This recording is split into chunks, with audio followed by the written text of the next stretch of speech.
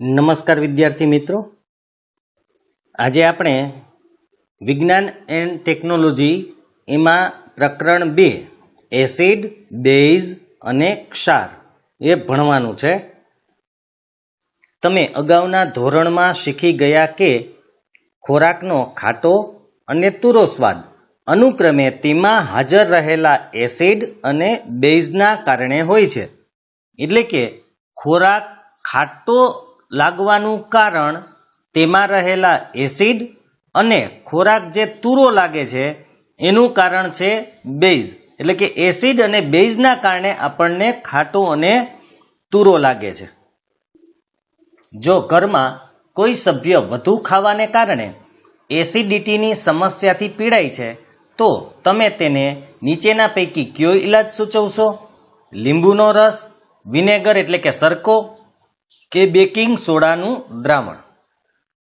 હવે એસિડિટી થવાનું કારણ આ વધુ ખાવાને કારણે, પણ વધુ ખાવાને કારણે એસિડિટી શા માટે થાય? તો કે એસિડનું પ્રમાણ વધી જાય.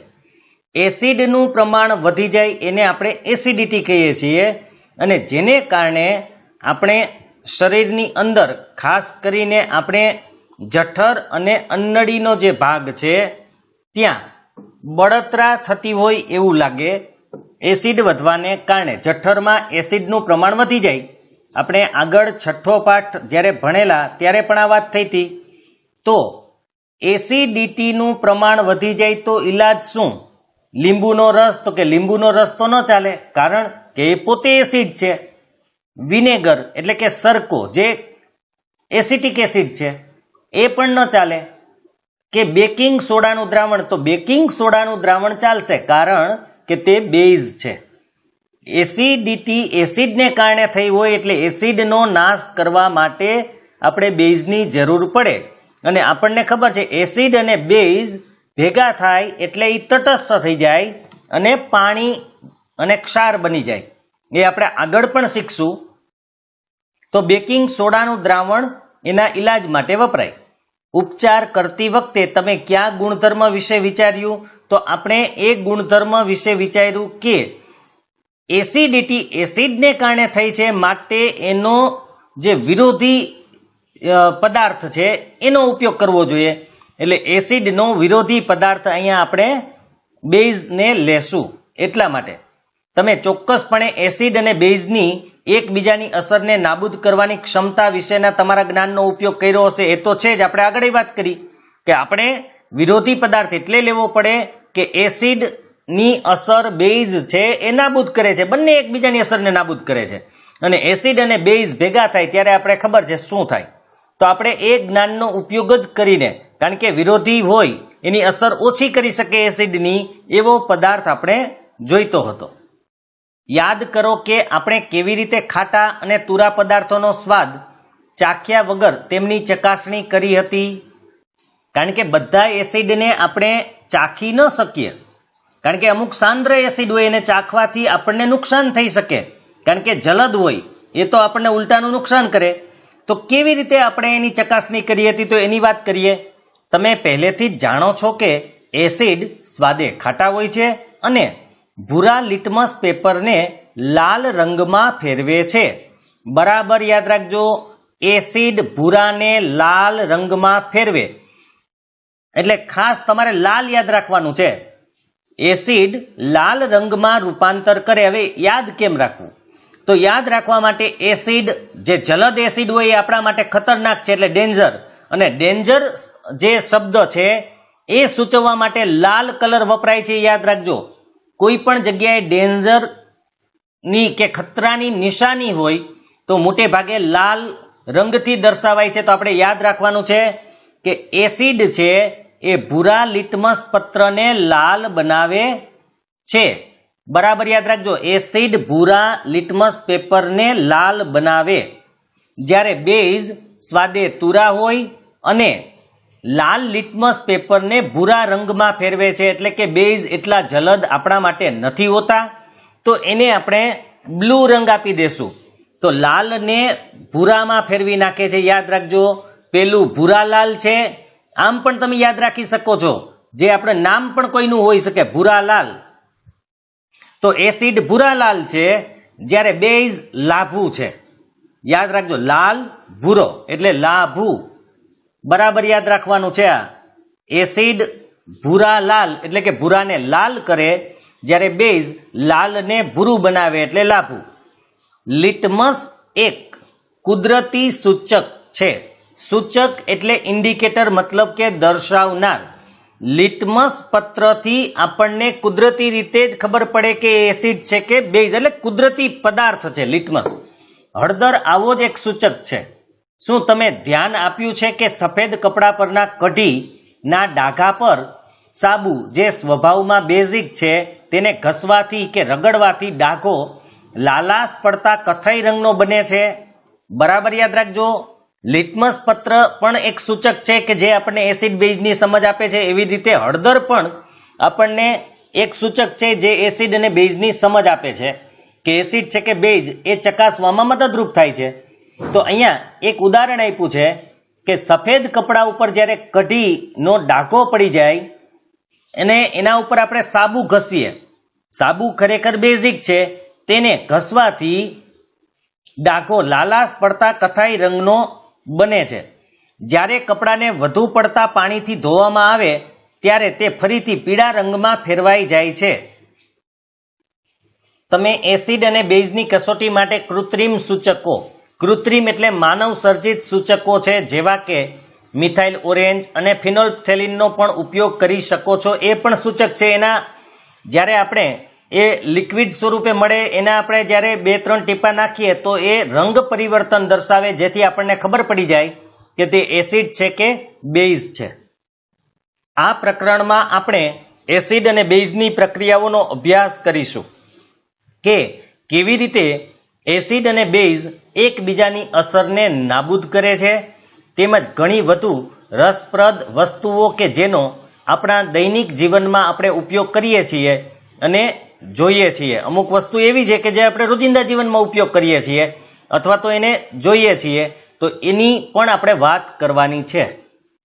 શું તમે જાણો છો લિટમસ દ્રાવણ જાંબુડિયો રંગક છે કે જેને લાઇકેન કે જે થેલોફાઇટા વર્ગ સાથે સંબંધ ધરાવતા છોડમાંથી નિષ્કર્ષિત કરવામાં આવે છે. હવે લિટમસ જે આપણે દ્રાવણ છે, લિટમસ પેપર હોય, એ પેપર ઉપર જે દ્રાવણ હોય એ જાંબુડિયો રંગક છે. રંગક ખરેખર કોને કહેવાય? કલર નથી, પણ જેને આપણે મૂળ રંગ કહીએ છીએ એને રંગક કહેવાય છે. એ કુદરતી રીતે મળે છે. હવે આ જાંબુડિયો રંગક શેમાંથી મેળવવામાં આવે છે? તો લાઇકેન. લાઇકેન એટલે લીલ અને ફૂગનું સહજીવન છે, એટલે કે લીલ અને ફૂગ ભેગા મળીને જીવન જીવે એને સહજીવન કહેવાય, જે થેલોફાઇટા વર્ગ સાથે સંબંધ ધરાવે છે. આનો અભ્યાસ 9મા ધોરણમાં થઈ ગયેલો છે. આપણે થેલોફાઇટા વિભાગ આવતો તો એની અંદર આ લાઇકેન સજીવ આવેલું હોય છે. તો એ છોડમાંથી નિષ્કર્ષિત એટલે કે એમાંથી મેળવવામાં આવે છે અને સામાન્ય રીતે સૂચક તરીકે ઉપયોગી છે, જે આપણને સૂચવે છે એસિડ કે બેઝ છે.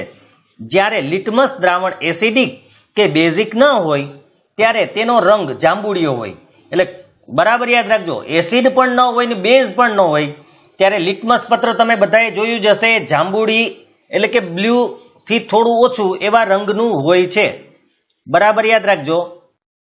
તો એસિડિક કે બેઝિક ન હોય ત્યારે એનો રંગ જાંબુડિયો હોય છે. ઘણા અન્ય કુદરતી પદાર્થો જેવા કે લાલ કોબીજના પાન, હળદર, જે આપણે હળદર પેપરનો ઉપયોગ કરીએ છીએ એસિડ કે બેઝ ચેક કરવા માટે, અમુક ફૂલો જેવા કે હાઇડ્રાન્ઝિયા, પેટુનિયા અને જેરાનિયમની રંગીન પાંખડીઓ દ્રાવણમાં એસિડ અને બેઝની હાજરી સૂચવે છે. કારણ કે એ પણ આ વાત છે કે જે એસિડ હોય તો એનો કલર ચેન્જ કરી નાખે, બેઝ હોય તો એનો કલર ચેન્જ કરી નાખે. તેમને એસિડ બેઝ સૂચકો અથવા કેટલીક વખત માત્ર સૂચકો પણ કહેવાય છે.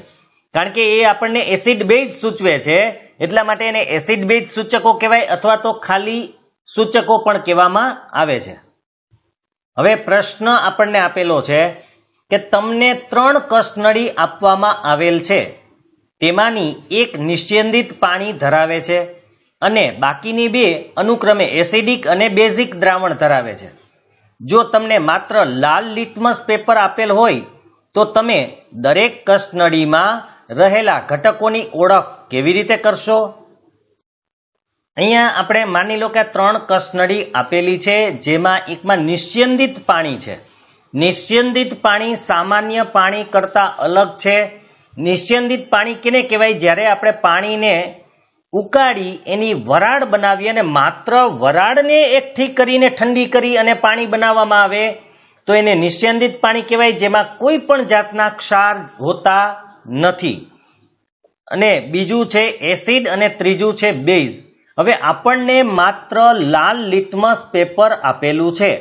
હવે કેવી રીતે નક્કી કરશું કે પાણી કેમાં છે, કેમાં એસિડ છે ને કેમાં બેઝ છે? તો અત્યારે મેં નામ લખેલા છે પણ તમે ભૂલી જાવ કે નામ આપેલા નથી. તો હવે શું કરશું? આપણે કોઈ પણ 3 કસનળી આમનામ આપેલી છે દ્રાવણ ભરીને, એને કોઈ કલર નહીં હોય એટલે આપણને ખબર નહીં પડે. તો શું કરવાનું કે સૌથી પહેલા તમારે લાલ લિટમસ પત્ર એક કસનળીમાં નાખવાનું. માનો કે હું આ કસનળીની અંદર નાખું છું તો શું થશે? તો કે લાલ લિટમસ પેપર હું આની અંદર નાખીશ તો લાલે લાલ જ રહેશે, એના રંગમાં કોઈ પણ પરિવર્તન થશે નહીં.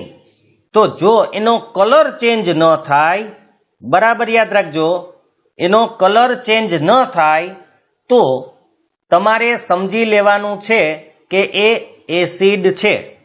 બરાબર યાદ રાખજો, એસિડ છે એટલે લાલ લિટમસ પત્ર લાલ જ રહેશે, એમાં બીજો કોઈ ફેરફાર થશે નહીં. હવે એ લાલ લિટમસ પત્ર તમે બેઝમાં નાખો. બરાબર યાદ રાખજો, લાલ લિટમસ પત્ર તમે બેઝમાં નાખો તો એ કેવું થઈ જશે? તો કે ભૂરું થઈ જશે. તો જેમાં ભૂરું થઈ જાય છે તો એ બેઝ હોય, મતલબ કે આપણે બેઝમાં નાખીએ છીએ એવું એટલે લખેલું છે એટલા માટે. પણ માની લ્યો કે તમે લાલ નાખ્યું અને લાલ ને લાલ રહે તો એ એસિડ. પણ એક કસનળીમાં તમે લાલ લિટમસ પત્ર નાખ્યું જે બ્લુ થઈ જાય છે એનો મતલબ છે બેઝ. હવે એ બ્લુ થઈ ગયેલું લિટમસ પત્ર તમારે નાખવાનું છે આમાં, તો એ બ્લુ જ રહેશે. બરાબર યાદ રાખજો, શું છે એ આપણે અત્યારે નથી કહેતા, પણ આમ તો ખબર પડી ગઈ કે આ એસિડ હોય, આ બેઝ હોય તો આ પછી નિસ્યંદિત પાણી જ હોય. પણ તો પણ ચેક કરવું હોય તો કેમ કરીએ?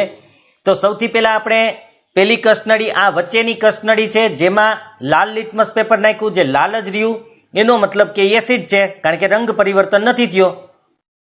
ત્યાર પછી આપણે બીજામાં નાખ્યું કે જે બ્લુ થઈ ગયું, એનો મતલબ એ બેઝ છે. હવે તમારે પાછી કસોટી એકવાર કરવાની છે કે એ બ્લુ છે એને આમાં નાખો. બરાબર યાદ રાખજો, આમાં નાખો તો એનો કલર પણ બ્લુ જ રહેશે, કારણ કે નિસ્યંદિત પાણી એસિડ પણ નથી ને બેઝ પણ નથી, તટસ્થ છે એટલે બ્લુ એમને રહેશે. હજુ એકવાર એ બ્લુને પાછું આમાં નાખી જુઓ, કારણ કે આ પણ તટસ્થ હોય તો આપણે આમાં નાખીએ તો ફરીથી કેવું થઈ જશે? તો કે ફરીથી લાલ થઈ જશે. તો એ લાલ થઈ ગયેલા લિટમસ પેપરને પાછું આમાં નાખવાનું છે, કારણ કે લાલ પાછું લાલ જ રહેશે, એટલે કે એનો કલર ચેન્જ નહીં થાય. એટલા માટે એ નિસ્યંદિત પાણી છે, કારણ કે નિસ્યંદિત પાણી લિટમસ પત્રને લાલ પણ ન બનાવે અને ભૂરું પણ ન બનાવે. તો ફરીથી ટૂંકમાં સમજી લ્યો, કોઈ આમાં ગડબડ ન થાય એનું ધ્યાન રાખજો. સૌથી પહેલા આપણે એક દ્રાવણ લીધું જેની અંદર લાલ લિટમસ પેપર નાખ્યું તો લાલ જ છે, આની અંદર નાખશો તો પણ લાલ લાલ જ રહેશે, એટલા માટે આપણે ડબલ વાર કરવું પડે છે, યાદ રાખજો. તો ફરીથી આપણે આની અંદર પેપર નાખ્યું એટલે લાલ છે. હવે લાલ છે એટલે એસિડ હોઈ શકે છે, બરાબર યાદ રાખજો, પણ નિસ્યંદિત પાણી પણ હોઈ શકે, કારણ કે નિસ્યંદિત પાણી પણ રંગ પરિવર્તન ન કરે. અને માનો કે એસિડ હોય તો પણ એ લાલનું લાલ જ રાખશે, એનું રંગ પરિવર્તન થવા દેશે નહીં. એટલે હવે આપણે શું કરવાનું? એ કાઢીને આપણે એક બીજી કસનળીમાં નાખ્યું. હવે એ કસનળીમાં નાખવાથી લાલ રંગ હતો એ કેવો થઈ ગયો? તો કે ભૂરો થઈ ગયો. એનો મતલબ કે એ તો બેઝ છે, આ પાકું થઈ ગયું કે આ બેઝ છે. હવે એ બ્લુ પેપરને તમે ફરીથી આમાં નાખી શકો છો, તમારે નાખવું હોય તો બ્લુ પેપરને ફરીથી આમાં નાખો તો વળી જો રેડ થઈ જાય તો ફિક્સ થઈ ગયું કે આ એસિડ જ છે.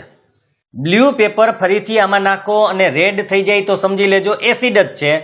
અને એ બ્લુ પેપરને તમે આમાં નાખો અને રંગ પરિવર્તન ન થાય, અથવા તો લાલ આમાં જે થઈ ગયેલું હતું એ પેપરને આમાં નાખો અને રંગ પરિવર્તન ન થાય, તો એ નિસ્યંદિત પાણી હોય, અથવા તમને એસિડ અને બેઝ મળી જાય તો પણ નિસ્યંદિત પાણી મળી જાય. એટલે આ રીતે તમે ચેક કરી શકો છો. ત્યાર પછીનો મુદ્દો છે એસિડ અને બેઝના રાસાયણિક ગુણધર્મોની સમજ. એના રાસાયણિક ગુણધર્મ કેવા હોય? તો પ્રયોગશાળામાં એસિડ અને બેઝ. તો પ્રયોગશાળાની અંદર જે એસિડ અને બેઝ હોય, આપણે એના માટે પ્રવૃત્તિ છે 2.1. વિજ્ઞાન પ્રયોગશાળામાંથી નીચે દર્શાવેલ નમૂના એકઠા કરો. જો તમારી શાળામાં હોય, અત્યારે તો શાળા બંધ છે, પણ જ્યારે શરૂ થાય ત્યારે શાળાની અંદર જો પ્રયોગશાળા હોય તો તમને આટલા નમૂના મળશે.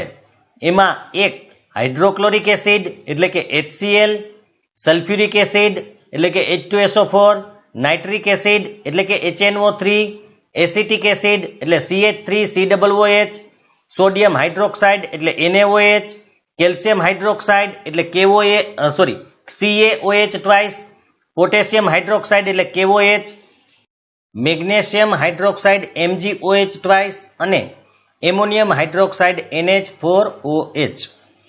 આટલા તમારે નમૂના લેવાના છે.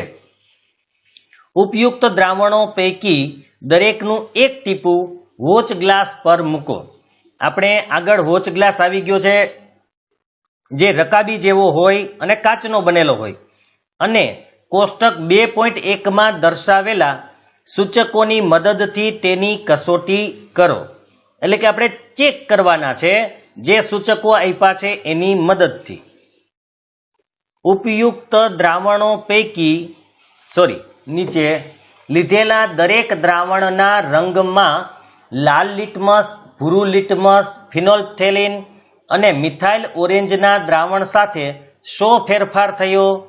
એટલે કે આપણે જે કોષ્ટક આપ્યું છે એ કોષ્ટકમાં જોઈને નક્કી કરવાનું છે કે આપણે જેટલા દ્રાવણો લીધા હતા એ દ્રાવણમાં આપણે લાલ લિટમસ પેપર નાખીએ તો શું થાય, ભૂરું લિટમસ પેપર નાખીએ તો શું થાય, ફિનોલ્ફથેલિન નાખીએ તો શું થાય, અને મિથાઇલ ઓરેન્જ નાખીએ તો શું થાય.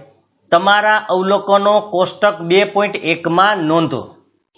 તો અહીંયા તમને કોષ્ટક આપેલું છે, એમાં નમૂનાનું દ્રાવણ એટલે આપણે જે આગળના નામ આપ્યા એ બધા એક પછી એક અહીંયા લખવાના છે. લાલ લિટમસ દ્રાવણ, ભૂરું લિટમસ દ્રાવણ, ફિનોલ્ફથેલિન હોય, મિથાઇલ ઓરેન્જ હોય તો એનું શું થાય એ આપણે આમાં લખવાનું છે.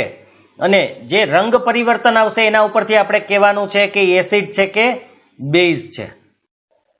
હવે આપણે એક એક એસિડ અને બેઝની વાત કરીએ, કારણ કે આપણને કોષ્ટકમાં લખવાનું કીધું છે, પણ આપણે એક એકનું વાત કરી લઈએ, એક એકની ચર્ચા કરી લઈએ. તો સૌથી પહેલા હાઇડ્રોક્લોરિક એસિડ, સલ્ફ્યુરિક એસિડ અને નાઇટ્રિક એસિડ એ એકદમ પ્રબળ હોય છે. તો પ્રબળ જે એસિડ છે એમાં બરાબર યાદ રાખજો, પ્રબળ એસિડની અંદર આપણે લાલ લિટમસ પેપર નાખીએ તો એ લાલ જ રહે, કારણ કે એસિડમાં એનો રંગ જ લાલ હોય એટલે એ લાલ એમનેમ રહેશે. જ્યારે એની અંદર આપણે બ્લુ લિટમસ પેપર નાખશું તો પણ એ લાલ થઈ જશે. ત્યાર પછી આપણે એમાં ફિનોલ્ફથેલિન નાખીએ તો યાદ રાખજો, હાઇડ્રોક્લોરિક એસિડ, સલ્ફ્યુરિક એસિડ કે નાઇટ્રિક એસિડમાં ફિનોલ્ફથેલિન નાખવા છતાં એના રંગમાં કોઈ પણ પરિવર્તન થશે નહીં. આ બરાબર યાદ રાખજો. ત્યાર પછી આપણે વાત કરીએ એસિટિક એસિડ. હવે એસિટિક એસિડ જે છે એની સાંદ્રતા ઉપર આધારિત છે, એ કેટલા પ્રમાણમાં લેવામાં આવે છે એના ઉપર આધારિત છે. છતાં પણ આપણે વાત કરીએ તો એસિટિક એસિડ લાલ લિટમસ પત્રને લાલ જ રાખશે, ભૂરા લિટમસ પત્રને પણ લાલ બનાવી દેશે. જ્યારે આપણે એસિટિક એસિડમાં ફિનોલ્ફથેલિન નાખશું તો કોઈ અસર થશે નહીં, એટલે કે કોઈ રંગ બતાવશે નહીં. પણ જ્યારે એની અંદર મિથાઇલ ઓરેન્જ નાખશું, આપણે હજુ ફિનોલ્ફથેલિનની જ વાત, મિથાઇલ ઓરેન્જ નાખશું તો એનો કલર છે એ લાલ થઈ જશે. મિથાઇલ ઓરેન્જમાં એનો કલર છે એ લાલ બનશે, પણ ફિનોલ્ફથેલિનની એના ઉપર કોઈ અસર થવાની નથી.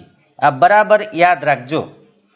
ત્યાર પછી આપણે વાત કરીએ તો sodium hydroxide, calcium hydroxide, potassium hydroxide, magnesium hydroxide અને એમોનિયમ હાઇડ્રોક્સાઇડ છે.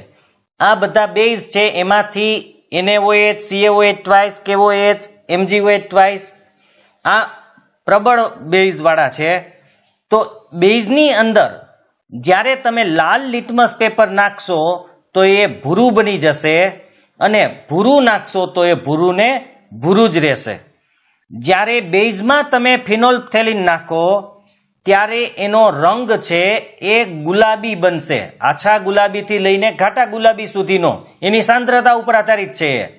બરાબર યાદ રાખજો. ફિનોલ્ફથેલિન નાખવાથી બેઝનો કલર છે એ ગુલાબી બનશે, અને મિથાઇલ ઓરેન્જ બેઝમાં નાખવાથી એનો રંગ છે એ પીળો બનશે.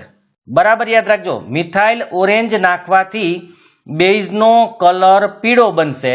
એવી રીતે એસિડની અંદર હાઇડ્રોક્લોરિક એસિડ હોય, સલ્ફ્યુરિક કે નાઇટ્રિક એસિડ હોય, એની અંદર તમે મિથાઇલ ઓરેન્જ નાખશો તો એનો કલર લાલ બનશે. તો હવે આપણે ખાસ એટલું જ યાદ રાખવાનું છે કે એસિડમાં લાલ લિટમસ પેપર લાલ જ રહે, બ્લુ છે એટલે કે ભૂરું છે એ લાલ બની જાય. જ્યારે બેઝની અંદર ભૂરું એમનેમ જ રહે, પણ એની અંદર તમે લાલ નાખશો તો એ ભૂરું બની જશે. એ ઉપરાંત એસિડની અંદર ફિનોલ્ફથેલિન નાખવાથી એ કોઈ જાતનો રંગ દર્શાવશે નહીં, પણ મિથાઇલ ઓરેન્જ નાખશો તો એ લાલ કલર બતાવશે. એવી રીતે બેઝની અંદર ફિનોલ્ફથેલિન નાખશો તો એ ગુલાબી બનશે, અને મિથાઇલ ઓરેન્જ નાખશો તો એના કલર પીળા બનશે. આટલું યાદ રાખવાનું છે તમારે. તો આ સૂચકો રંગમાં થતા ફેરફાર દ્વારા આપણને દર્શાવે છે કે પદાર્થ એસિડિક છે કે બેઝિક છે. એ કલર ઉપરથી આપણને ખબર પડી જાય. એ આપણે આગળ જોયા કેવા કલર આવે છે એના ઉપરથી નક્કી થાય. કેટલાક પદાર્થોની વાસ એસિડિક માધ્યમમાં અને બેઝિક માધ્યમમાં બદલાઈ જાય છે. ઘણા પદાર્થો એવા છે એની વાસ બદલાઈ જાય. એસિડિક માધ્યમ હોય તો અલગ વાસ આવે, બેઝિક માધ્યમ હોય તો અલગ વાસ આવે. તેમને ઘ્રાણેન્દ્રિય સૂચકો કહે છે. ઘ્રાણેન્દ્રિય આપણે 7મા પાઠમાં ભણી ગયા હતા. જે સુગંધ સાથે કે ગંધ સાથે સંકળાયેલ હોય એ ઘ્રાણેન્દ્રિય છે, તો એને ઘ્રાણેન્દ્રિય સૂચક કહેવાય છે. ચાલો આપણે આમાંના કેટલાક સૂચકોને ચકાસીએ. પ્રવૃત્તિ 2.2 છે. સારી રીતે સમારેલી કેટલીક ડુંગળીને પ્લાસ્ટિકની થેલીમાં સ્વચ્છ કાપડની કેટલીક પટ્ટીઓ સાથે લો.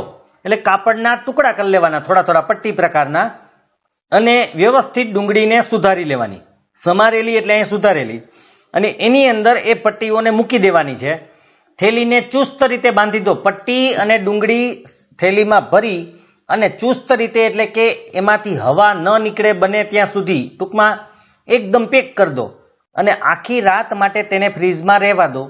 હવે કાપડની પટ્ટીઓ એસિડ અને બેઝની કસોટી કરવા માટે ઉપયોગમાં લઈ શકાશે, કારણ કે એની વાસ છે ડુંગળીની એમાં બેસી ગઈ હશે.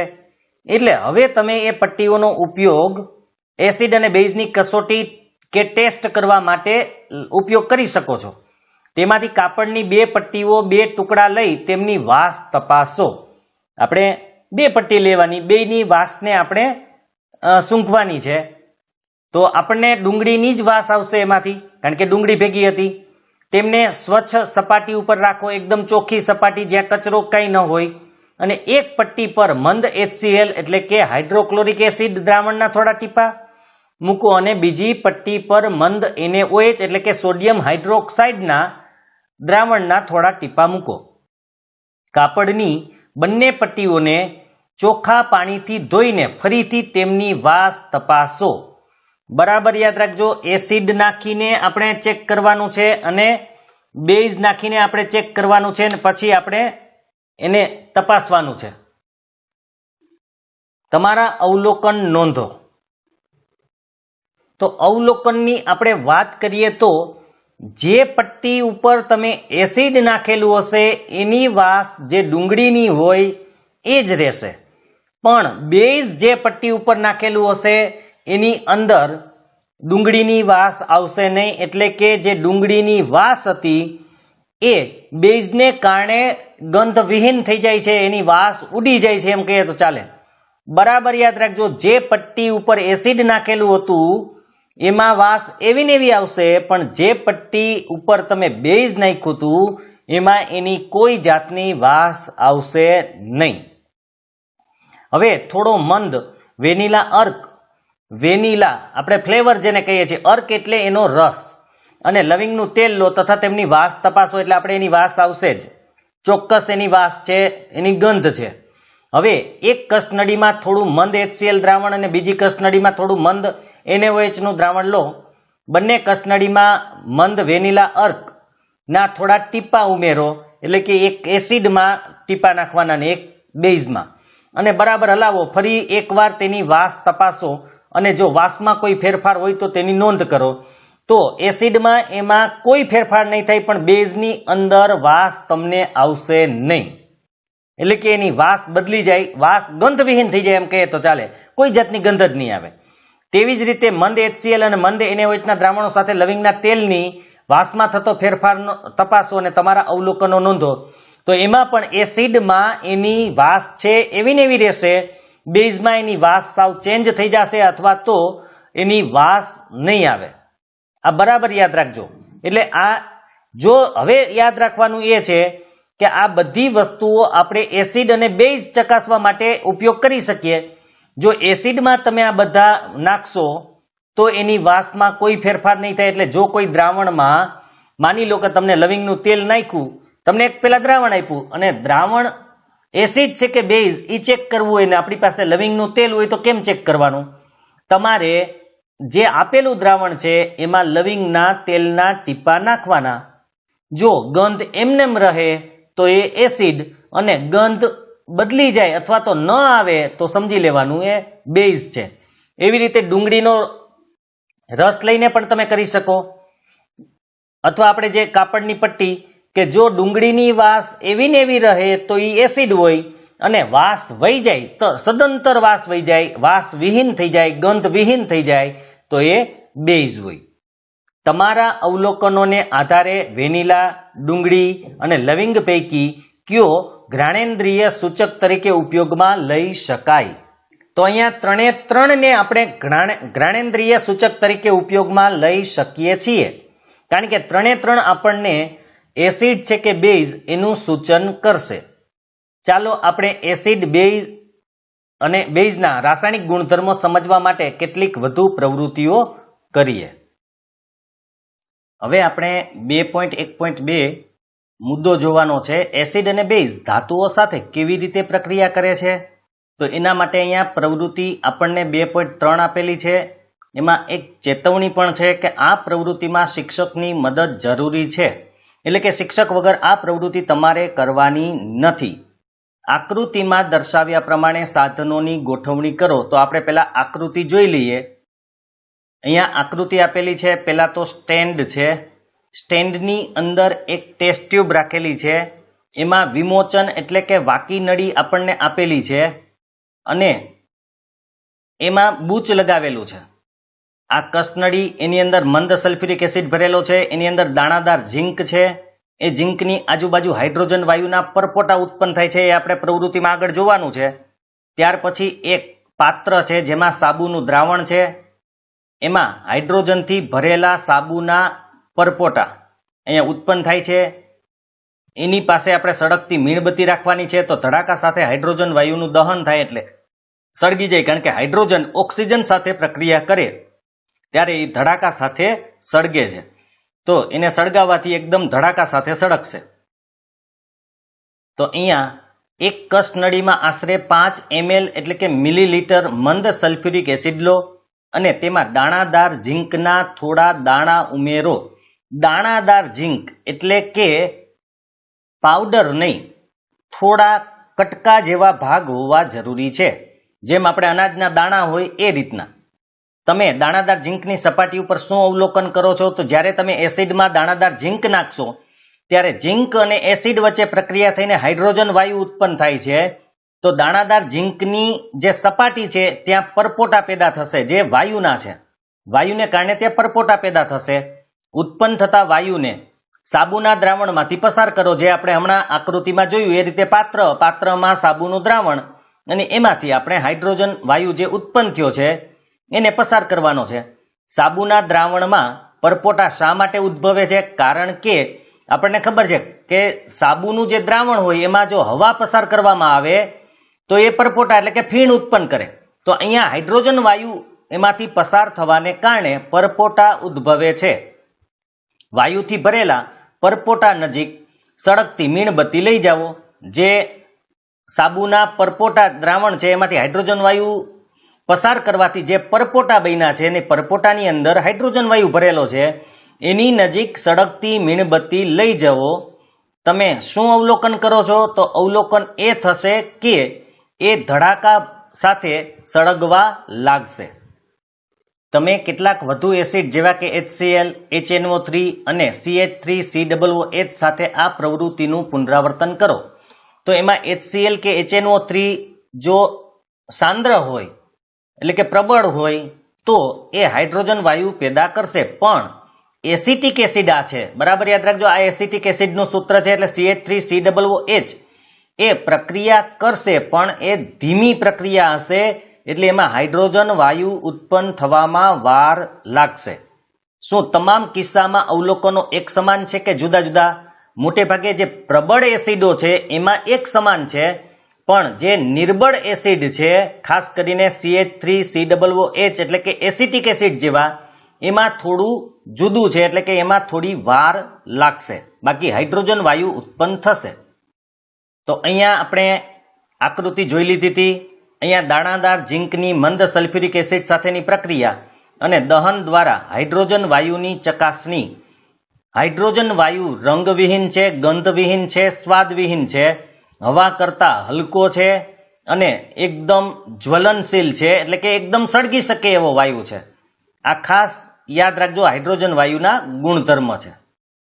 હવે આપણે પ્રવૃત્તિ 2.4 એક કસનળીમાં દાણાદાર ઝીંક ધાતુના થોડા ટુકડા લેવાના, વળી પાછું એ જ. પણ આ વખતે શું કરવાનું છે? તેમાં 2 ml સોડિયમ હાઇડ્રોક્સાઇડનું દ્રાવણ ઉમેરીને કસનળીની સામગ્રીને થોડી ગરમ કરો. એટલે કે પહેલા જે પ્રવૃત્તિ કરી હતી એ જ મુજબ, પણ પહેલામાં આપણે એસિડ નાખ્યો તો આની અંદર આપણે સોડિયમ હાઇડ્રોક્સાઇડ જે બેઝ છે એ નાખવાનો છે. તો 2 ml બેઝ નાખી અને આ જ પ્રક્રિયા કરવાની છે. બાકીના સોપાનોનું પ્રવૃત્તિ 2.3 પ્રમાણે પુનરાવર્તન કરો. એટલે કે આમાં તમને શું જોવા મળશે? ઝીંકના દાણાદાર જે ટુકડા છે એની આજુબાજુ.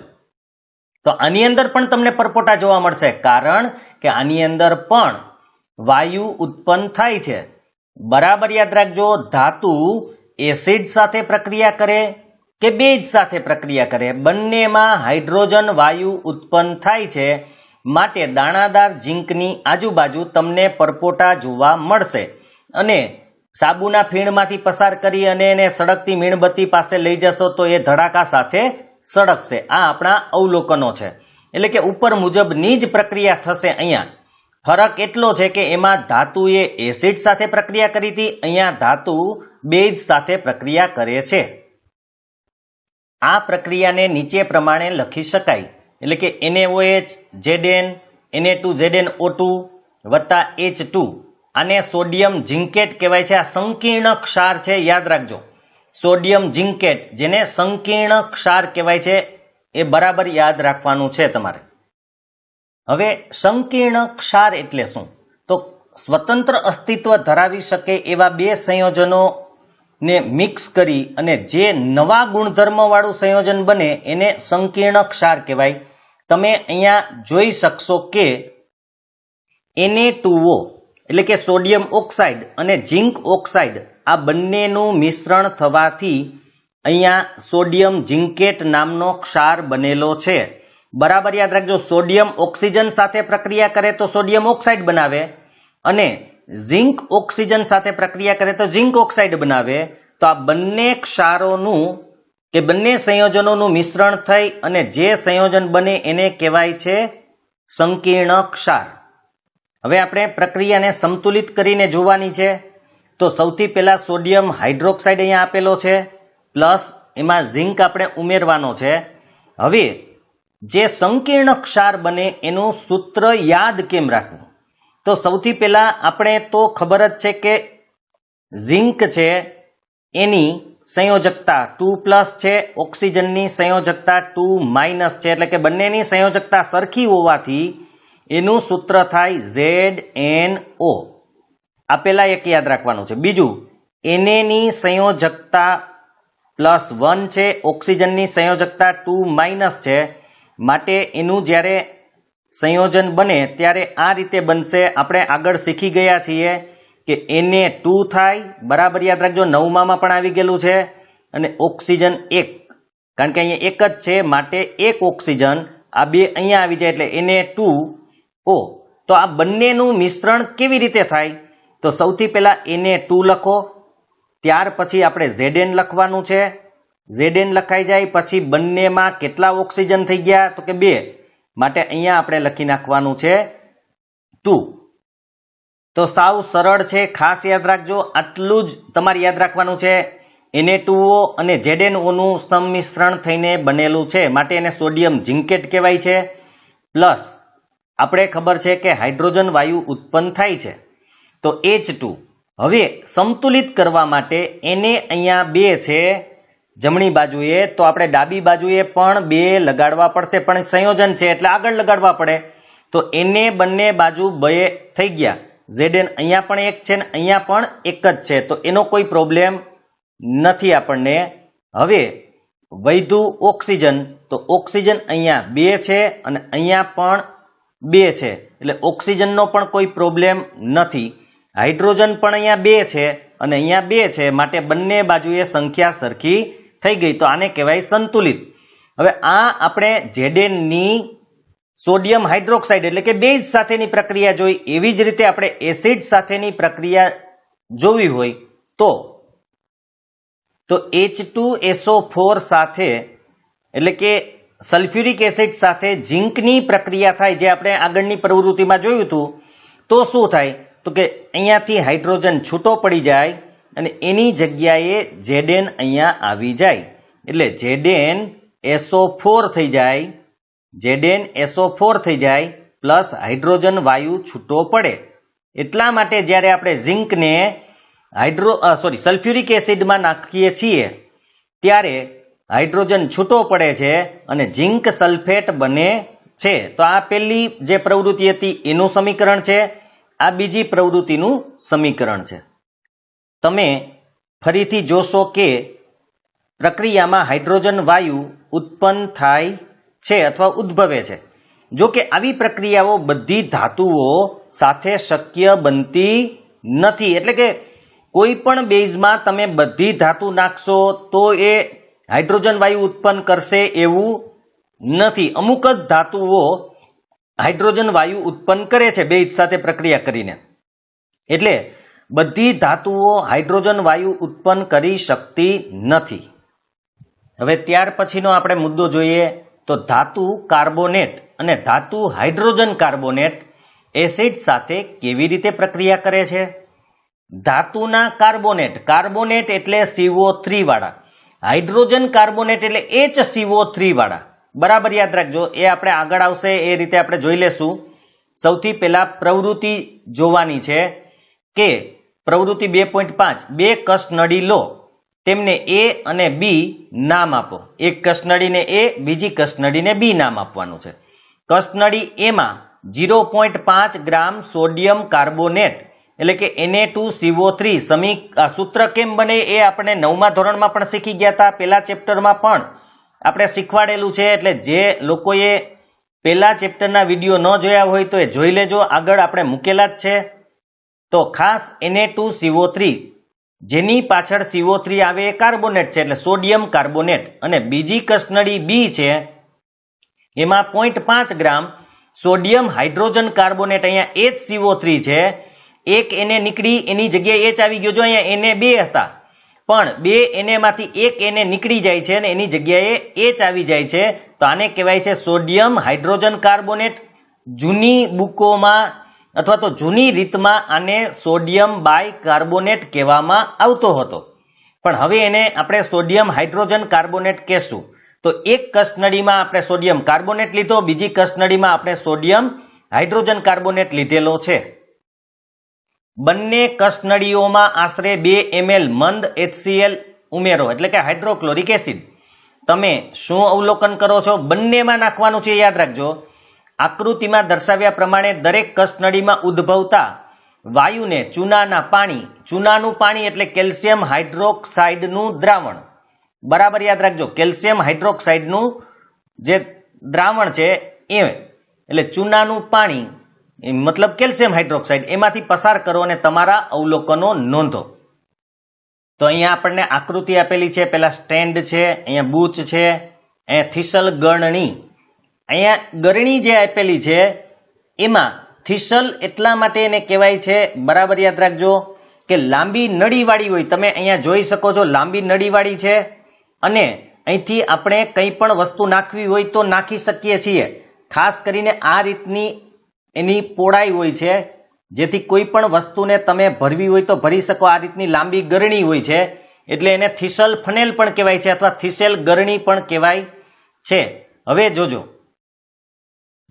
એની અંદર બીજું આપણે ઉમેરેલું છે મંદ હાઇડ્રોક્લોરિક એસિડ અને સોડિયમ કાર્બોનેટ. આ કસનળી છે. અહીંથી એક બીજી વિમોચન એટલે કે વાંકી નળી છે, એ બીજી કસનળીમાં લઈ જઈએ છીએ. એ કસનળીમાં કેલ્શિયમ હાઇડ્રોક્સાઇડનું દ્રાવણ, જેને ચૂનાનું નીતર્યું પાણી પણ આપણે કહી શકીએ છીએ. તો શું થાય છે એ આપણે જોવાનું છે. પણ બરાબર એક વસ્તુ યાદ રાખજો, જ્યારે પણ પ્રશ્ન પૂછાય અને માનો કે આકૃતિ દોરવાની હોય તો આ જે આકૃતિમાં થીસલ ફનેલ વાળી જે નળી છે એ પ્રવાહી, જો આ પ્રવાહી છે દૂધિયા જેવું, એમાં ડૂબેલી હોવી જોઈએ. જ્યારે આ વિમોચન નળી ઊંચી હોવી જોઈએ. એનું પણ એક કારણ છે કે જો આ નળી ડૂબેલી ન હોય, માનો કે એ અડધે સુધી જ છે, અહીંયા સુધી, તો જે વાયુ ઉત્પન્ન થશે એ વાયુ તો અહીંથી નીકળી જશે અને આપણે અહીંયા રાહ જોતા હશું તો અહીંયા તો વાયુ આવશે નહીં અથવા ઓછો આવશે.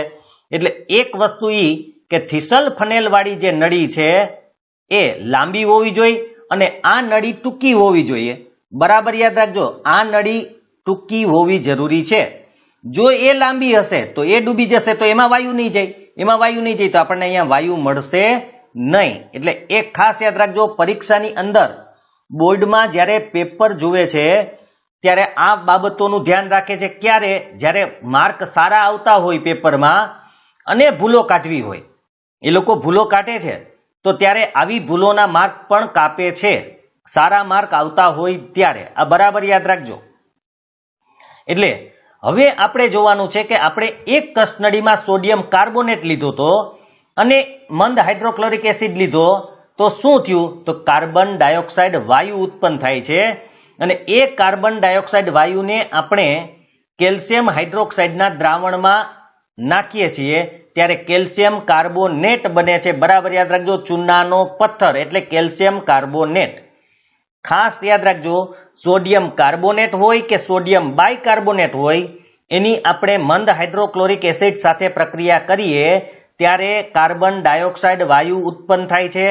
આ કાર્બન ડાયોક્સાઇડ વાયુની પ્રક્રિયા તમે કેલ્શિયમ હાઇડ્રોક્સાઇડના દ્રાવણ સાથે કરો તો કેલ્શિયમ કાર્બોનેટ એટલે કે ચૂનાનો પથ્થર મળે છે. હવે ઉપયુક્ત પ્રવૃત્તિમાં થતી પ્રક્રિયાઓ આ પ્રમાણે લખી શકાય. કસનળી એ, જેમાં આપણે સોડિયમ કાર્બોનેટનું દ્રાવણ લીધેલું છે પ્લસ એમાં હાઇડ્રોક્લોરિક એસિડ નાખેલો અને આપણને મળે છે NaCl, H2O અને CO2. સંતુલિત કેમ કરવું એ આપણે હમણાં જોઈ લઈએ. સાવ સિમ્પલ જ છે સંતુલિત કરવું. બીજું જોઈએ કસનળી બી, NaHCO3 એટલે કે સોડિયમ હાઇડ્રોજન કાર્બોનેટ, એમાં આપણે HCl નાખ્યો તો એમાં પણ આપણે NaCl, H2O એટલે પાણી અને કાર્બન ડાયોક્સાઇડ મળે છે.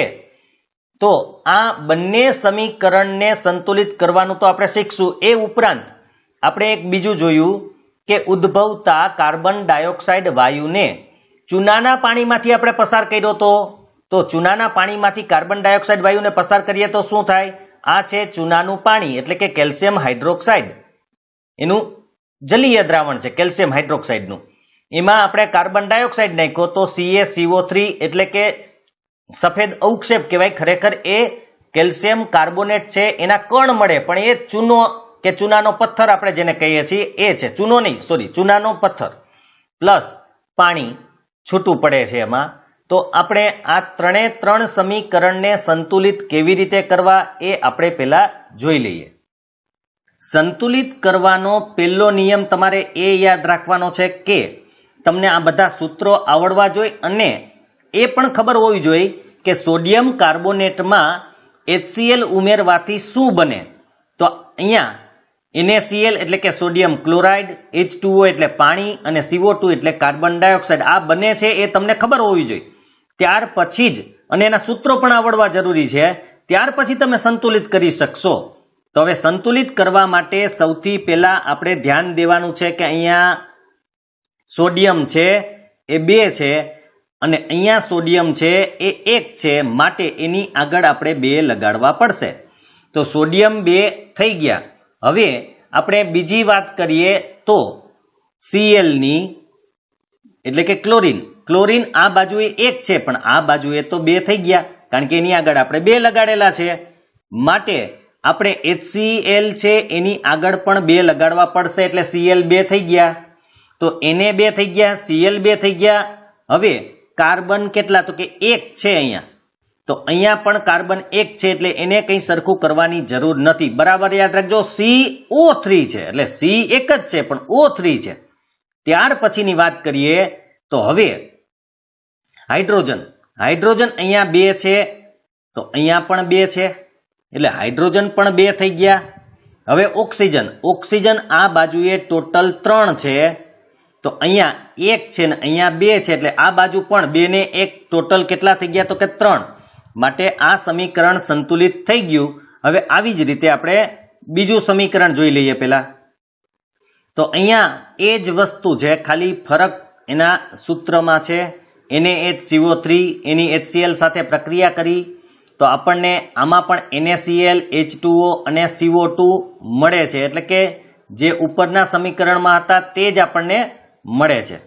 હવે એને બંને બાજુ તમે જોઈ શકો છો કે એક જ છે, એટલે આપણે કોઈ પ્રોબ્લેમ નથી, તો Na થઈ ગયું. ત્યાર પછી કાર્બન 1 છે, તો અહીંયા પણ કાર્બન 1 જ છે, એટલે એ પણ આપણે પ્રોબ્લેમ નથી. Cl અહીંયા 1 છે, તો અહીંયા પણ Cl 1 છે, એટલે એના માટે પણ આપણે કોઈ પ્રોબ્લેમ નથી. હાઇડ્રોજન અહીંયા 1 છે ને 1 અહીંયા છે, એટલે ડાબી બાજુએ 2 છે, તો જમણી બાજુએ પણ હાઇડ્રોજન 2 છે. ત્યાર પછી ઓક્સિજનની વાત કરીએ તો ઓક્સિજન 3 છે, આ બાજુએ 1 વત્તા 2, એટલે આ બાજુએ પણ 3 છે.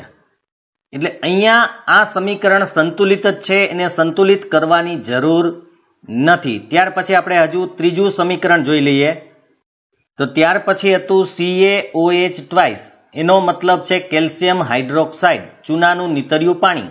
એમાં આપણે નાખ્યો તો કાર્બન ડાયોક્સાઇડ, તો આપણને મળ્યું કેલ્શિયમ કાર્બોનેટ, જે સફેદ અવક્ષેપ અથવા તો ચૂનાનો પથ્થર જેને કહી શકાય, પણ ડાયરેક્ટ પથ્થર ન હોય, નાના નાના કણ સ્વરૂપે બને, અને પ્લસ પાણી.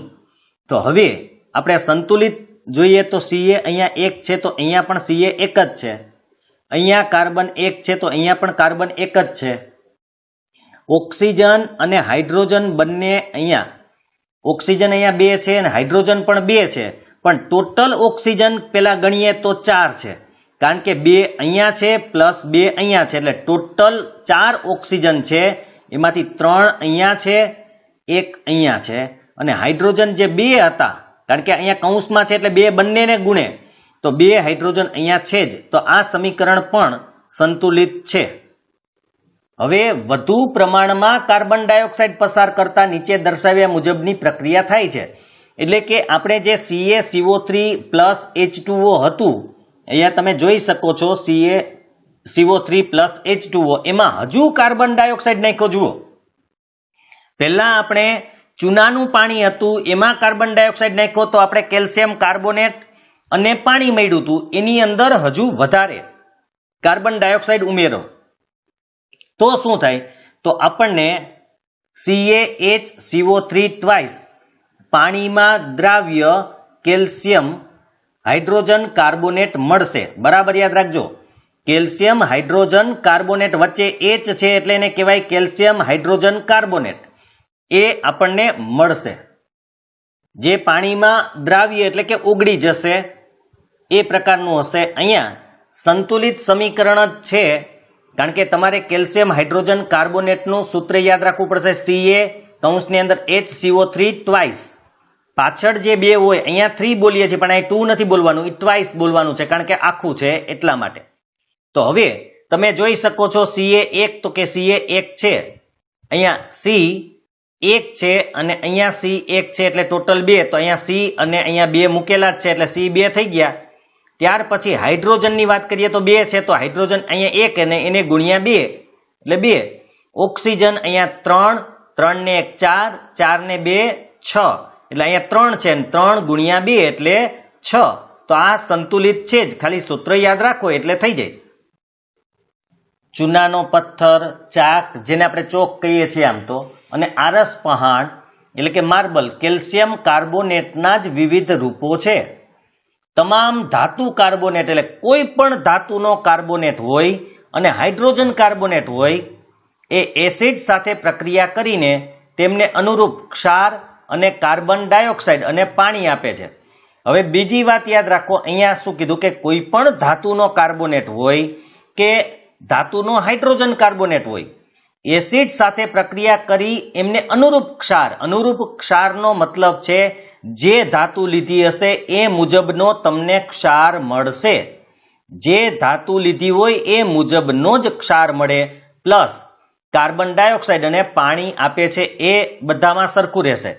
આમ પ્રક્રિયાનો સારાંશ આ પ્રમાણે હોઈ શકે: ધાતુ કાર્બોનેટ અથવા તો ધાતુ હાઇડ્રોજન કાર્બોનેટ પ્લસ એસિડ અને ક્ષાર પ્લસ કાર્બન ડાયોક્સાઇડ પ્લસ પાણી. અહીંયા જે ધાતુ લીધી હશે એનો ક્ષાર બનશે. તમારે શું કરવાનું છે કે આ પાઠમાં જેટલા પણ આવા સમીકરણો જેને શાબ્દિક સમીકરણ કહેવાય એ એક પાનાની અંદર લખી લેવા, જેથી રિવિઝન કરવાનું થાય ત્યારે તમે યાદ રાખવા સહેલા બને. પછી તમારે ખાલી સૂત્ર જ યાદ રાખવાનું રહેશે કે કોઈ પણ ધાતુનો કાર્બોનેટ હોય તો કેવી રીતે એસિડ સાથે પ્રક્રિયા કરી અને ક્ષાર કાર્બન ડાયોક્સાઇડ પ્લસ પાણી આપે છે, એ તમારે ખાલી સૂત્ર જ યાદ રાખવાનું રહેશે. તો આ ખાસ લખી લેજો, જેથી તમને ટૂંકમાં પણ ખબર પડે કે કોઈ પણ ધાતુનો કાર્બોનેટ હોય કે હાઇડ્રોજન કાર્બોનેટ હોય, એસિડ સાથે પ્રક્રિયા કરી ક્ષાર કાર્બન ડાયોક્સાઇડ પ્લસ પાણી આપે છે. હવે આપણે આનું એક ઉદાહરણ જોઈ લઈએ, જેથી તમને ખબર પડે કે અનુરૂપ ક્ષારનો મતલબ શું છે. તો અહીંયા મેં એક અસંતુલિત સમીકરણ લખેલું છે, Na2CO3 એટલે કે સોડિયમ કાર્બોનેટ, જેને આપણે ધાતુનો કાર્બોનેટ કહીશું, HCl જે એસિડ છે. હવે જ્યારે બંને વચ્ચે પ્રક્રિયા થાય ત્યારે NaCl એટલે કે સોડિયમ ક્લોરાઇડ બનશે પ્લસ કાર્બન ડાયોક્સાઇડ પ્લસ પાણી. તો અહીંયા આ રીતે બનશે. હવે આપણે એને સંતુલિત કરી લઈએ. તો સંતુલિત કરવા માટે સૌથી પહેલા તમે અહીંયા જોઈ શકો છો Na2 છે અને અહીંયા Na એક જ છે, માટે એની આગળ 2 લગાડશું. જો 2 લગાડવાથી Cl પણ 2 થઈ ગયા, માટે અહીંયા પણ આપણે 2 લગાડશું. તો હવે આપણે ચેક કરી લઈએ બરાબર છે કે નહીં. તો સૌથી પહેલા Na 2 થઈ ગયા, બંને બાજુએ Cl પણ 2 થઈ ગયા. હવે કાર્બનની વાત કરીએ તો કાર્બન એક જ છે, તો એક જ છે જ. હાઇડ્રોજન અહીંયા 2 છે, તો હાઇડ્રોજન અહીંયા 2 છે જ. હવે ઓક્સિજન ટોટલ 3 હતા, 3 માંથી 2 અહીંયા છે, 1 અહીંયા છે, એટલે આપણું સમીકરણ છે એ સંતુલિત થઈ ગયું. તો આ રીતે તમે આપણે ધાતુનો કાર્બોનેટ હોય કે હાઇડ્રોજન કાર્બોનેટ હોય, કોઈ પણ લઈને આ પ્રક્રિયા કરી શકો છો અને તમને એને અનુરૂપ ક્ષાર, જે પ્રકારનો તમે કાર્બોનેટ લેશો એ પ્રકારનો ક્ષાર, એટલે કે જે ધાતુનો લીધો હશે એ પ્રકારનો ક્ષાર તમને મળશે. પ્લસ કાર્બન ડાયોક્સાઇડ અને પાણી તો બધામાં મળશે જ.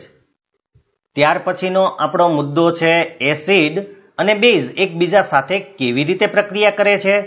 તો આપણે એ જોઈ લઈએ. એના માટે પ્રવૃત્તિ આપણે 2.6 કરવાની છે. તો પ્રવૃત્તિ 2.6માં એક કસનળીમાં આશરે 2 ml મંદ NaOH નું દ્રાવણ લો, એટલે કે સોડિયમ હાઇડ્રોક્સાઇડનું દ્રાવણ લેવાનું છે અને તેમાં ફિનોલ્ફથેલિન દ્રાવણના 2 ટીપા ઉમેરો. દ્રાવણનો રંગ કેવો છે? તો દ્રાવણનો રંગ છે એ ગુલાબી હશે. બરાબર યાદ રાખજો, ગુલાબી રંગ આવશે. આપણે આગળ પણ જોયું હતું કે જ્યારે બેઝની અંદર ફિનોલ્ફથેલિન નાખો તો એ ગુલાબી રંગ ધારણ કરે, પણ એસિડમાં ફિનોલ્ફથેલિન નાખો તો એ રંગવિહીન દ્રાવણ બની જાય. એટલે કે રંગ ન આવે. એસિડમાં નાખવાથી કોઈ રંગ આવતો નથી. ફિનોલ્ફથેલિન પોતે જ રંગવિહીન છે, પણ બેઝમાં નાખો ત્યારે ગુલાબી રંગ ધારણ કરે છે. હવે ઉપયુક્ત દ્રાવણમાં ટીપે ટીપે મંદ HCl દ્રાવણ ઉમેરો. એટલે ધીરે ધીરે એક એક ટીપે એસિડ નાખતું જવાનું છે. પ્રક્રિયા મિશ્રણમાં શું કોઈ રંગ પરિવર્તન થાય છે? તો હા, જેમ તમે એસિડ ઉમેરતા જશો તેમ દ્રાવણનો ગુલાબી રંગ છે એ રંગવિહીન બનતો જશે. એટલે કે રંગ એનો ઉડી જશે, નીકળી જશે, રંગવિહીન ફરીથી બનવા માંડશે. શા માટે એસિડ ઉમેરવાથી ફિનોલ્ફથેલિનનો રંગ બદલાય છે? તો એનું કારણ છે કે પહેલા NaOH દ્રાવણ હતું એટલે માત્ર બેઝ હતો, અને બેઝમાં આપણે ફિનોલ્ફથેલિન નાખ્યું એટલે ગુલાબી રંગ આવ્યો. કારણ કે બેઝ ફિનોલ્ફથેલિન સાથે પ્રક્રિયા કરે તો ગુલાબી રંગ આપે છે. પણ એસિડ ઉમેરવાનું શરૂ કર્યું તો એસિડ અને બેઝ વચ્ચે પ્રક્રિયા થઈ પેલા તટસ્થ દ્રાવણ બને છે. તટસ્થ દ્રાવણ એટલે ન એસિડ કે ન બેઝ. ત્યાર પછી આપણે વધુ ને વધુ એસિડ ઉમેરશું એમ એ દ્રાવણ હવે એસિડિક બનતું જશે. પહેલા બેઝિક હતું, એસિડ ઉમેરવાથી વચ્ચે તટસ્થ થયું, પછી વધુ એસિડ ઉમેરશો એટલે એસિડિક બની જશે. અને એસિડિક દ્રાવણ ફિનોલ્ફથેલિન ઉમેરવાથી કે ફિનોલ્ફથેલિન એમાં એડ કરવાથી રંગ દર્શાવતું નથી, માટે રંગ બદલાઈ જાય છે. હવે ઉપયુક્ત મિશ્રણમાં NaOH થોડા ટીપા ઉમેરો. ફરીથી NaOH નાખો. શું ફિનોલ્ફથેલિનનો ગુલાબી રંગ ફરીથી દેખાય છે? તો કે હા. જેમ જેમ તમે ટીપા ઉમેરશો તેમ એનું કારણ શું છે કે જેમ NaOH નાખતા જશો એમ દ્રાવણ પાછું બેઝિક બનતું જશે, અને દ્રાવણ બેઝિક બનવાને કારણે ફરીથી ગુલાબી રંગ પ્રાપ્ત કરશે. તમે વિચારો આવું શા માટે થાય છે? તો મેં તમને એ જ સમજાવ્યું કે ફિનોલ્ફથેલિન બેઝમાં ઉમેરવાથી ગુલાબી રંગ પ્રાપ્ત કરે, પણ એસિડમાં ઉમેરવાથી ગુલાબી રંગ આવતો નથી. તો પહેલા માત્ર NaOH એટલે કે બેઝનું દ્રાવણ હતું, માટે એને ગુલાબી રંગ પ્રાપ્ત કર્યો. એસિડ ઉમેરવાથી એ તટસ્થ થયું, માટે રંગવિહીન થઈ ગયું. એ ઉપરાંત આપણે એસિડ ઉમેરતા ગયા હજુ એટલે એ એસિડિક દ્રાવણ બની ગયું, એટલે એમાં પણ રંગ નહીં આવે. ફરી પાછા આપણે NaOH ઉમેર્યું એટલે દ્રાવણ ધીરે ધીરે પાછું બેઝિક બનવા માંડશે, અને બેઝિક બનવાથી ગુલાબી રંગ ફરીથી તમને દેખાવા લાગશે. આ જે આપણે પ્રવૃત્તિ જોઈ એ પ્રવૃત્તિ જો તમે 11મા ધોરણમાં સાયન્સ રાખશો તો 11-12 ની અંદર તમને આ પ્રેક્ટિકલ આવશે, જેને ટાઇટ્રેશન કહેવાય છે અથવા તટસ્થીકરણ પ્રયોગો છે. એ તટસ્થીકરણ બરાબર યાદ રાખજો. તટસ્થ સંયોજન બની જાય કે દ્રાવણ બની જાય એના માટેની વાત છે. તો હવે ઉપયુક્ત પ્રવૃત્તિમાં આપણે અવલોકન કર્યું છે કે એસિડ દ્વારા બેઝની અસર તેમજ બેઝ દ્વારા એસિડની અસર નાબૂદ થાય છે. તમે એસિડમાં બેઝ નાખો તો એસિડની અસર નાબૂદ થઈ જાય, બેઝમાં એસિડ નાખો તો બેઝની અસર નાબૂદ થઈ જાય. મતલબ કે એસિડ એસિડ ન રહે, બેઝ બેઝ ન રહે તો શું થઈ જાય? તો આ પ્રક્રિયાને નીચે પ્રમાણે લખી શકાય. NaOH એટલે કે બેઝ પ્લસ એમાં આપણે એસિડ નાખ્યો HCl, તો એને કારણે શું બન્યું? તો કે NaCl બને છે. બરાબર યાદ રાખજો, Na અને Cl આ બંને જોડાય છે. બાકી વધ્યું OH અને એક H અહીંનો, તો અહીંયા H એટલે H2 અને એક O એટલે બની ગયું પાણી. NaCl પ્લસ પાણી, સાવ યાદ રાખવું સરળ છે. તો Na અને Cl જોડાઈ ગયા, OH અને H જોડાઈ ગયા, એટલે H વત્તા H એટલે H2 અને O. આ રીતે આપણે યાદ રાખી શકીએ છીએ. તો અહીંયા બેઝ અને એસિડ વચ્ચે પ્રક્રિયા કરેલી છે. હવે બેઝ અને એસિડ વચ્ચે પ્રક્રિયા કરો કે એસિડ અને બેઝ વચ્ચે પ્રક્રિયા કરો, બે સરખી જ છે. બરાબર યાદ રાખજો, બંને પ્રક્રિયા સરખી છે. તો બેઝ વત્તા એસિડ બરાબર ક્ષાર વત્તા પાણી, આને ક્ષાર કહેવાય છે. તો ક્ષાર પ્લસ પાણી બને.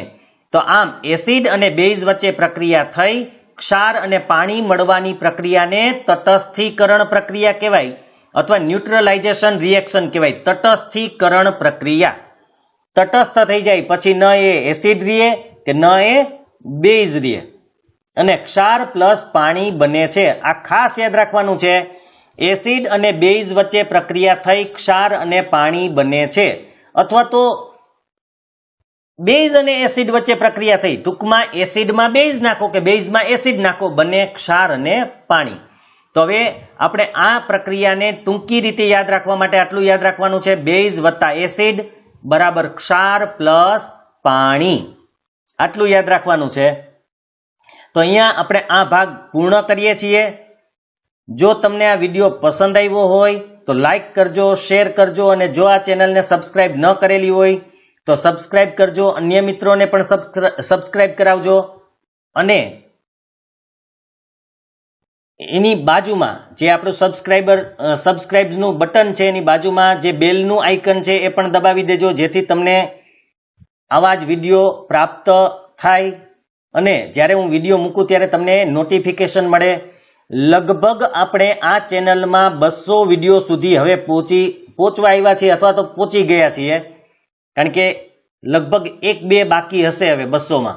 આપણે આ ચેનલમાં 200 વિડીયો મૂકી દીધેલા છે અને આવી જ રીતે આપણે મૂકતા જ રહેવાના છે. તમામ કોર્સના અને મોટા ભાગના ધોરણોના વિડીયો પણ આપણે મૂકતા રહેશું. એટલે માર્ચ સુધી તમારી જે એક્ઝામ આવશે ત્યાં સુધી આવા વિડીયો તમને મળવાના જ છે. સ્કૂલ ચાલુ થઈ જાય કે ટ્યુશન તમારા ચાલુ થઈ જાય તો પણ આવા વિડીયો તમને મળશે. એટલે આ ચેનલને સબસ્ક્રાઇબ કરી લેજો, જેથી તમને માર્ચ સુધી આનો લાભ મળે. આઈએમપી પ્રશ્નો પણ હું આપીશ. હજુ આના કેમિકલના આપણે અમુક પ્રેક્ટિકલ કે પ્રયોગ છે એ પણ એનો વિડીયો હું મૂકવાનો છું. એના માટેની થોડી વ્યવસ્થા અત્યારે ચાલુ જ છે. એટલે તમે આ ચેનલને સબસ્ક્રાઇબ કરી લેજો, જેથી તમને આવા વિડીયો મળતા રહેશે. અને બને એટલું વિડીયોને શેર કરજો, જેથી અન્ય વિદ્યાર્થીઓને પણ આનો લાભ મળે. તમારા કોઈ મિત્ર હોય, સગા સંબંધી હોય તો એને પણ આની જાણ કરજો. હવે આપણે નવા ભાગમાં ધાત્વીય ઓક્સાઇડની એસિડ સાથેની પ્રક્રિયાથી શરૂ કરશું.